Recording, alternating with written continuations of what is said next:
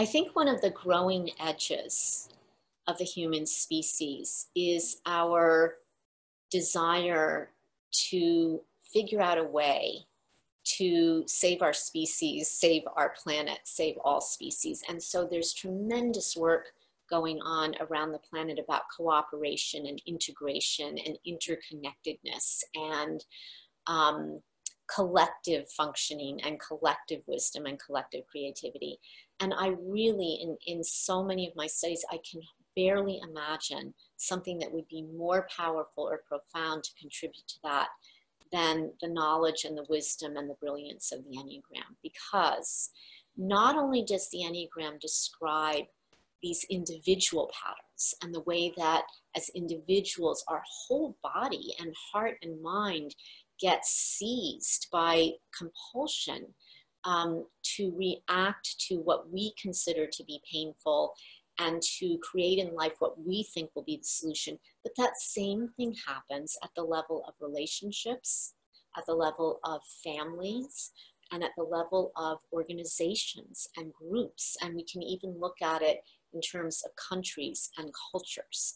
So you can often find, for instance, that in a family system, you have maybe a nuclear family, that there's a lot of emphasis on values of some of the types, but not others. And sometimes this has to do with the types that those people are, but sometimes it has to do with generational things, because all of us carry within ourselves not only our own type, but we carry a lot of learned behavior from our parents' type, and they carry learned behavior from their parents' type.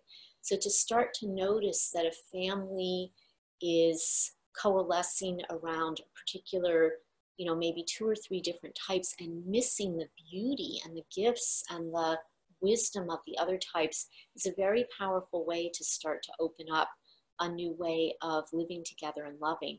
I think doing this at the level of companies, of workplaces, of groups, of organizations, of service projects, let's even say, ultimately like political movements and creative movements, to notice how, or a spiritual path, that's a place where I've seen it very strongly, that certain spiritual paths will emphasize, for instance, one path might emphasize the notion of emptiness and no self, which is a truth for sure.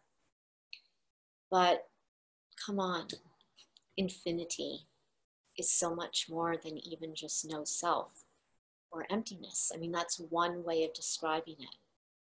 But infinity has an infinite way of manifesting and describing it. So infinity is also the fullness of being, and it's extremely personal.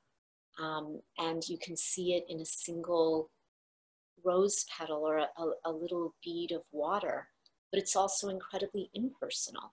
And one of the things that the Enneagram does is show us at the level of systems and functioning how we're preferring or tending towards certain orientations. Like, for instance, the 6 orientation in some organizations would be very much like, well, you have to be a company person and you have to toe the line and you have to follow the rules. And that's incredible. I mean, military training at that level, some of the most incredible people I've ever known have that sensibility.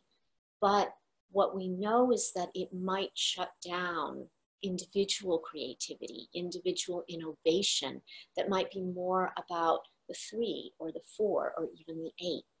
So I just am so excited to explore with people how they're experiencing in their particular dyadic relationship or their families or their workplaces or places that they're investing service time or doing projects, how they might notice their organization skewed to certain types and needing to bring in the energy of other types.